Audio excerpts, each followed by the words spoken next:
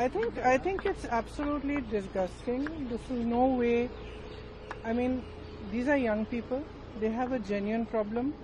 We all know what that problem is. We all know that every time they spend money, that their parents take loans for them.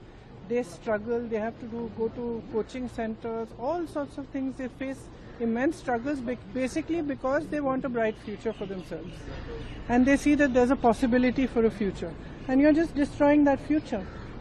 So this is a very deep problem.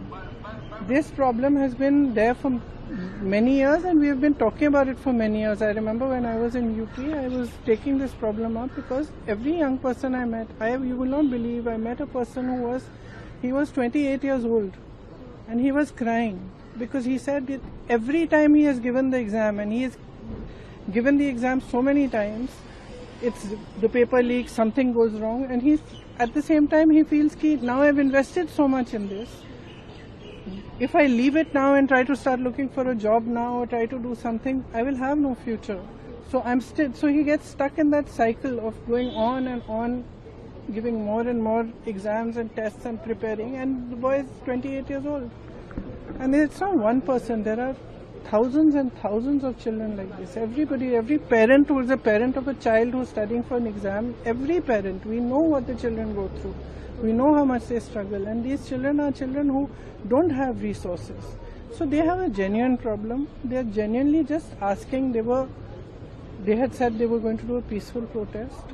They were genuinely simply asking that they should be heard. Now the Prime Minister, he is the leader of the country. This is the youth of the nation. This country belongs to them. This parliament belongs to them. We are all here because of them. So the least he can do is hear them out, listen to them, call them, understand what the issue is. They are asking rightly for the resignation of the minister. So he is the person who is responsible. नहीं, देखिए, हम राहुल जी लगातार इस मुद्दे को उठा रहे हैं काफी समय से. ये कोई नया मुद्दा नहीं है, लेकिन इशू ये है कि ये बार बार हो रहा है और इस पे कोई कार्रवाई नहीं होती है. मुझे याद है जब मैं यूपी में काम कर रही थी तो जो पेपर लीक हो रहे थे वो एक दो जो एकदम जो नीचे वाले अधिकारी हैं उनको आपने अरेस्ट कर लिया या 2 दिनों के लिए रख लिया थाने में, उसके बाद बात वहीं पे रुक जाती है. किसी पर कार्रवाई नहीं हुई है, किसी पर कोई ठोस कार्रवाई नहीं हुई है. अब ये मुद्दा इतना ज्वलंत इसलिए है क्योंकि देश के युवा हैं ये, और ये समझ रहे हैं कि हमारे फ्यूचर, हमारे भविष्य के लिए क्या है.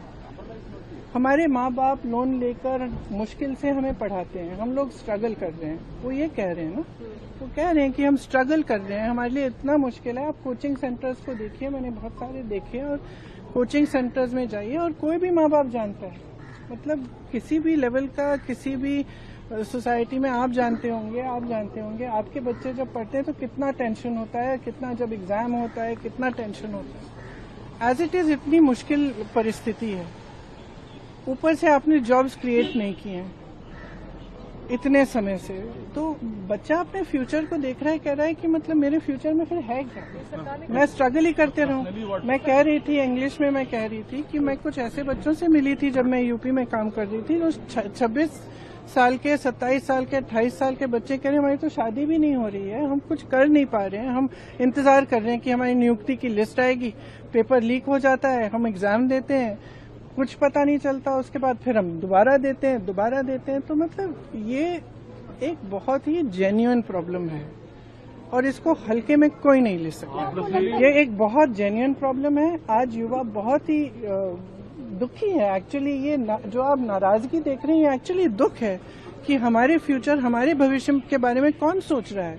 और इनकी सिंपल सी चीज है, आप प्रधानमंत्री हैं, आपकी जिम्मेदारी है, ये युवा हैं, हम सब इस सदन में रोज आते हैं. आप ना तो यहाँ पे आप चर्चा करना चाहते हैं, ना ऑपोजिशन को आप पॉइंट उठाने देते हैं, आप डिस्कस नहीं करना चाह रहे हैं. ये सदन है किसका?